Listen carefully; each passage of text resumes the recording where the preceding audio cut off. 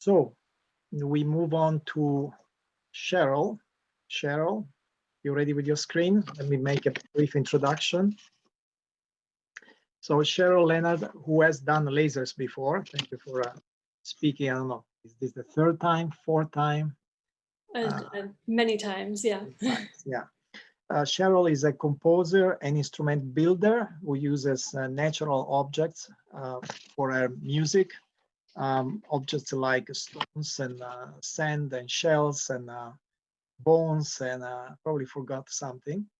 And she has made several recordings, so there are several CDs of her music.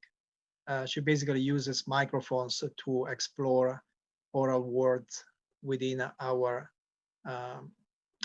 world. And I think her music really brings you close to the natural environments, sometimes environments that we don't normally experience, like Antarctica, but still. And now she is her projects now focus on climate change and the extinction of species. All yours. I'm going to mute myself again and kill my video so I give you maximum bandwidth. Thank you. I'm going to go ahead and share my screen here. Let's see. Okay. Is that coming through okay? You have to put it on slideshow. Yes, here we go. Okay, so today I'm going to talk about 3 pieces that I've made that connect to the 6th extinction. So the mass extinction that is currently underway as a result of human activity. I am a composer, a performer, an instrument builder. I also make field recordings. And I focus on works that investigate natural environments and ecosystems and human relationships to them. And to is really the wrong word because we're part of them, so within them, I guess. And these works really come out of a passion for wilderness and exploration, being out there and experiencing things in person, and my love of music and unusual sounds. So like Heather, I'm very interested in what we can learn from listening to the world. And one of my major tools for that is using microphones, so I can have access to unique sounds, things that we can't hear with our ear. My music usually combines sounds from amplified natural objects, and I like to bow them, as you can see. With field recordings of wild places. I like snow and ice a lot, so this is Antarctica and the Arctic here. And these are projects that connect with environmental issues. If you love the natural world and you love being out in it, you can't help but be concerned about what's happening to it. And the goal of these works is to inspire people to perceive the world in new ways, which is really the goal of all art, right? And to rethink our relationship with the earth. My projects get sent out into the world through live performance, recordings, gallery exhibitions. They've been used in museum exhibits, and of course, lectures and teaching workshops. So my sort of grappling with extinction in music started with creating work in Antarctica. So in 2008, 2009, I went to the Antarctic Peninsula via the National Science Foundation's Antarctic Artists and Writers program to create music about environments and ecosystems and scientific research on the Antarctic Peninsula. I was at Palmer Research Station, which is pretty far north in Antarctica. They call it the Banana Belt. And what was very obvious as soon as I arrived was that climate change was real and absolutely undeniable, very obvious. And that the shifts that are happening there are occurring within our lifetime. What's happening in that region of Antarctica is a diminishing of the sea ice, retreat of the tidewater glaciers. The weather patterns are changing. The ocean currents and temperatures are changing. And this is all manifesting in the ecosystems as a transformation from a truly Antarctic ecosystem to a more sub-Antarctic ecosystem. One of the ways that this was very obvious to see was the collapse of the local Adelie penguin rookeries in the area around Palmer Station, which is really in the northwestern part of the Antarctic Peninsula. So here are some penguins on Torgerson Island, and this is what they sounded like.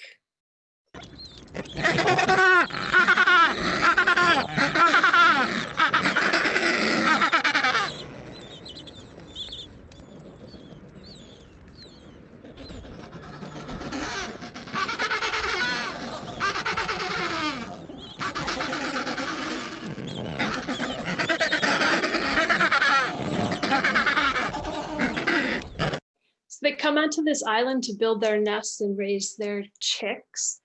And if you look at this picture, this is the same island. You can see where the penguins are currently nesting is the pink stained areas. That's from their poop. And you can see there's this flat area beyond that. And that's how large the colonies used to be. You can even see on the right, there's a flat area where there was a colony and there is not one now. And this island behind here in the distance, Humble Island, used to also be covered with massive Adelie penguin colonies, but no Adelies are nesting there now. What is happening to these penguins? The loss of sea ice is resulting in less krill, which is their favorite kind of food. So the krill eats algae that grows on the bottom of the sea ice. When we don't have sea ice, we don't have the algae and less krill. The warmer temperatures are causing more frequent and wetter storms to happen. And this particular kind of penguin, the Adelies, they need exposed land to build their nests on.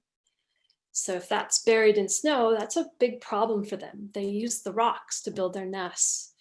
The other thing is that the eggs and the chicks can be buried in snow when storms happen unseasonably, or they can drown in the water. So as the Adelie penguins are failing in this area, they're being replaced by more sub-Antarctic species of penguins, the gentoos and the chinstraps. And it's important to note that the Adelies are not going extinct overall, but their range is shrinking. So you can imagine at some point in the future, there may not be a place that works for them anymore, but it will be a while. So I gathered penguin bones while I was in Antarctica to make musical instruments out of. There's a penguin skull, a penguin breastbone, and these are amplified via contact microphones and played often by bowing to make sounds in compositions. Here's a couple of more penguin bone instruments.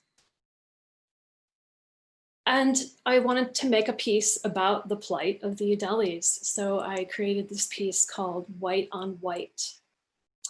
And in my mind, this piece is set in the future when this type of penguin is no longer in the area. I was imagining the ghosts of the penguins and the ghosts of their vocalizations and trying to evoke that in the music. The title refers to snow on penguin bones.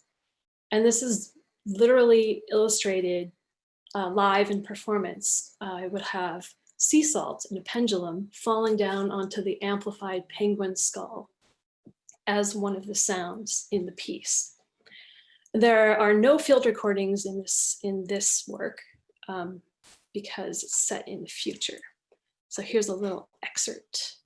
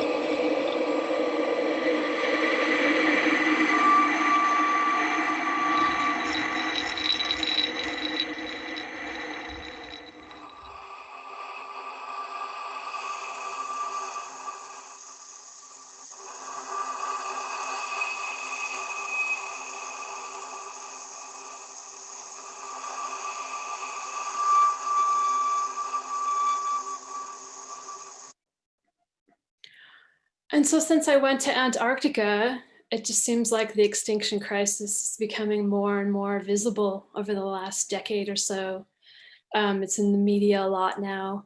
The polar bears, the walruses, the monarch butterflies, the bees, white nose syndrome in the bats in North America, the massive declines in insect and bird populations, and just this fall, the unprecedented die-off of migratory birds in the US Southwest. So it seems very obvious to me that we're in the middle of the 6th mass extinction, and we're headed towards the age of loneliness, meaning that we are not going to have all these animal and plant species to keep us company on this earth. Out of an estimated 8 million species total, as many as 1 million plant and animal species are now at risk of extinction. So they're going extinct at rates that are 1,000 times the background extinction rate. And of course, it's our actions as humans that are causing these extinctions. Changes in land and sea use, direct exploitation, climate change, pollution, and invasive alien species. So in 2019, I was asked to make a piece for a project called Ineligible, which is an art and archaeology project using artifacts that were uncovered during the excavations for the Transbay Transit Center in San Francisco. So there were 54 boxes of these artifacts that were deemed to have no cultural or historic value. So Doug Bailey managed to get them signed over to him rather than thrown out. And he sent these materials out to artists and other creators and asked them to make work with them and new work that would engage contemporary social or political issues. So I chose to make my work for this about the extinction crisis. So I'm making a series of instruments and music compositions called Phantom Limbs. That title refers to the tree of life and thinking about how we are connected to all of the other species. So when we lose one of those species, we lose a part of ourselves. And the materials I chose to work with are 100-plus-year-old glass and fossilized animal bones. So I took these artifacts, these glass bottles, out into the world, and I wanted to record natural sounds filtered through them. So I took them out to the ocean and into the park, and I recorded the resonance of these natural sounds filtered and mediated really through the glass of the bottle. So I stuck tiny microphones inside the bottle and made recordings. Then, of course, with the bones, I built instruments. This is a mobile made of cow vertebrae fragments, which is meant to evoke phylogenetic tree diagrams. And I made Creature. So Creature is a musical instrument made with fossilized cow ribs and driftwood. And to me, it represents like an imaginary fossil. It's kind of a stand-in for extinct animals that we never got to meet. And thinking about those that will go extinct, that maybe we can meet now, but our children or our grandchildren will not be able to experience. So from the recordings of the bottles and these and Creature, I've been making some compositions. One is Death is Growing in His Eyes, which was inspired by the passing of Sudan, the last male northern white rhino. So I was really thinking about literally his last breaths and how the rhinoceros, a creature we could go and see now, will in the future become a mythical creature, really. There's something that we just remember what once existed and is in children's books.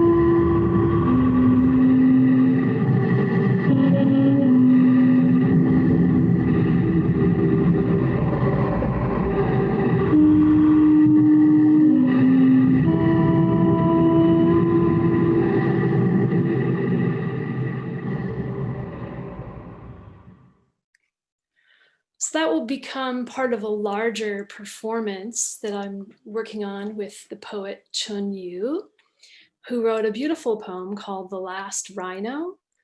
And that will be a performance exploring the history, the mythology, and the current plight of the rhinoceros. So look to that in the future. And then we come to this year with the pandemic. And as many people have noted, the pandemic really highlights how the future of humanity is inextricably intertwined with the fate of other species and the health of the earth in general. So there's been a lot to think about when we've been sheltering in place. At the same time, it's been a really good time for listening, right? Like it got very quiet for a while. You know, what sounds were more prominent during lockdown? So many people talked about being able to hear the birds. And the birds, they didn't actually get louder, is what I heard, but they changed their song in some places because they didn't have to compete with the human noises as much. So that makes me wonder what sounds that we are able to hear now will go extinct soon in the future. And as I was locked down, and still am really, I've been thinking about this intersection between the technological and urban world and the natural worlds. So I'm here in San Francisco and I go out exploring in my city, trying to find wild places in my local parks or in my neighborhood. And I'm thinking about how, on the one hand, there's a very profound disconnect right now that we humans have from our physical embodied experiences, right? Our daily life is increasingly mediated through technology. You know, I'm locked in my room here talking to you via Zoom. And we all know people, I think, who are all like, this is not that different for me. I'm usually inside on the computer all day anyway. So it's a little concerning how disconnected we've become from the outside world. At the same time, during this pandemic, there's been an increased interest in spending time outdoors. So we've seen like people are going outside for walks in the park more. Streets are closed down, so people have more space to do that. There's been an increase in families going camping. Bicycles were sold out for a while. And then there was this movement to go out and like hug trees. So I'm vaguely hopeful that there's something positive we can get from this experience. If people can hold on to those feelings of connecting with nature. I'm also thinking about the wildland-urban interface. So just the loss of wild habitat in general as we live farther and farther out from the cities. And then our devastating fire season here in California and other parts of the West. You know, we have these contradictions, like at one time, the natural world is both incredibly vulnerable and really resilient. And of course, we humans are those things as well. I go to the parks and I see places where the vegetation and the animals are reclaiming, you know, military installations in the Presidio and stuff. So it's just interesting how these worlds interface. And of course, I feel like there's this fundamental problem we humans have is that it's difficult for us to consider the world from perspectives other than our own, both as individuals and as a species, right? We think of things and our little, like what makes me happy, what keeps my family safe, how am I fed? But we need to look at the big picture, and we need to think especially about bigger timescales than our own lifetime. So all these things I'm thinking about, and I, of course, had to make a piece about it. So I'm going to end with an excerpt from a piece called Schism, which is really about the relationships between the urban built world and the natural world. This is a mix of sounds from the inside of my laptop and field recordings. This excerpt only has birds, but the whole piece has insects, bats, and rodents as well. And these are the kinds of creatures that are increasingly going extinct. But when I listened to my laptop, I'd hear these sounds and I was like, that sounds just like insects, or that sounds like bats. And so I like the play of the overlap of the worlds. And that's what this piece is about. So here's a little excerpt from that.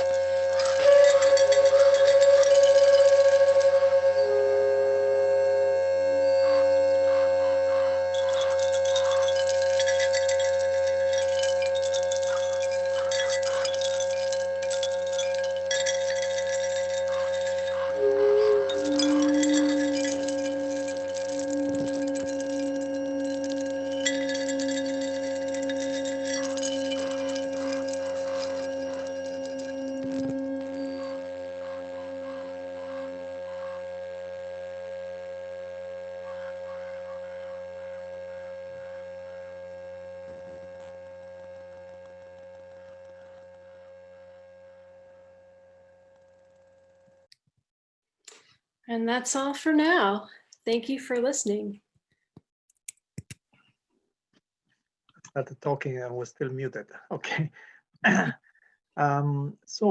question for you is also about your musical background. Now, I know about something about your studies. Cheryl studied composition at Mills College, which is a pretty famous school, with people like Alvin Curran and George Lewis, correct? So I wasn't there when George was there, but I was there with Alvin. Okay, so I want to know, my question was about Alvin. As you know, Alvin then lived in Rome. He was in one of the very early maybe the first one, the first ensemble of live electronic music, Musica Elettronica Viva.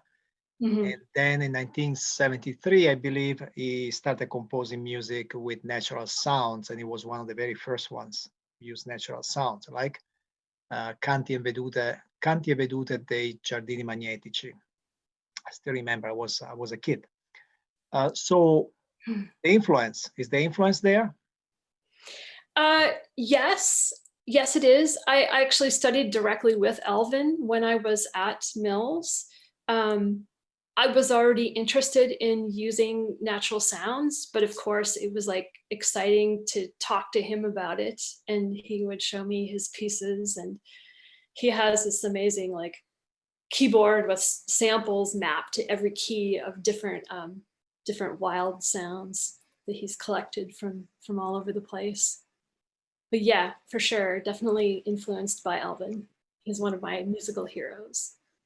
Okay, you have 2 questions in the QA. Skip the first 2 that were for Heather. Then, you see them? Oh, sorry. Was it you playing a feather? I have played feathers, so I think that I did play a feather in Manala in Rent's piece. Yes. What is Manala? Can you explain what this is about? It's a group of compositions by Rent Romis and Heikki Koskinen about Finnish mythology and the underworld. And you played a feather. I played several instruments, several of my natural object instruments in those pieces. Yeah, it's really easy for me to do like creepy underworld sounds. Things like that. Okay. But yeah, that's it. It's a good project. It's been released, so you can look up and get a recording of that. Okay. You have more questions. Go through the Q&A. Let's see. How can we mobilize activism through time-honored aesthetic tropes such as tragedy, melancholia, and the sublime? Or is this not the task of art? Yes, the big questions. I think the task of art is to change how people perceive the world, or at least we should try, right? And sometimes that's inspiring wonder and happiness and joy, and sometimes it's telling a sad story. But art has, and music especially, has this ability to connect to people's emotions and viscerally connect to their body, and also to tell stories. And what I've read about changing people's perspectives on issues is that it's storytelling and connecting to the emotions, which is what is effective. So I think that there is definitely a role for music and art in trying to help change how we connect with the world. Yes. Oh, and I want to say that something very interesting happened to me last year is that I got an email from a student in Germany who wanted to play one of my field recordings of glaciers melting at a demonstration. And I was so moved and just moved really and pleased by that, you know, what a wonderful idea that you could use sound to help convey your message in that context, not just singing a song, but actually using a field recording that way. I thought that was very interesting. By the way, I don't know if you mentioned it on a Bandcamp, message for the audience. On Bandcamp, you can find Watershed, right? Watershed, which is 3 compositions inspired by water. You know, back to the theme of water. Water is universal, right? I mean, we're mostly water. Yeah, that's an album that's all connected to issues about water in California. Okay, then you have a question from Kilowatts. Do you listen for tonality and textures to create specific harmonies or chords? Yes, kind of, but I'm not thinking, oh, I want an A minor chord here. It's more that I'm listening to the materials I have, the instrument I'm playing or the field recording, and picking out the elements that I find most musical or most pleasing, and then building a piece around that. Cheryl, next project? I'm finishing up two things that I mentioned in my talk. Finishing up Schism. It's a larger work. It's about 20 minutes long. And then I'll be working on The Last Rhino with poet Chun Yu. And the other project I'm working on is calligraphy based on marks left on stones from glaciers and also shapes in oak trees. And so those are going to be graphic scores, sort of trying to prompt musicians and people to think about the world on different time scales and through different perspectives. Okay, thank you. Thank you, Cheryl. Always a pleasure to hear about your projects and hear your music.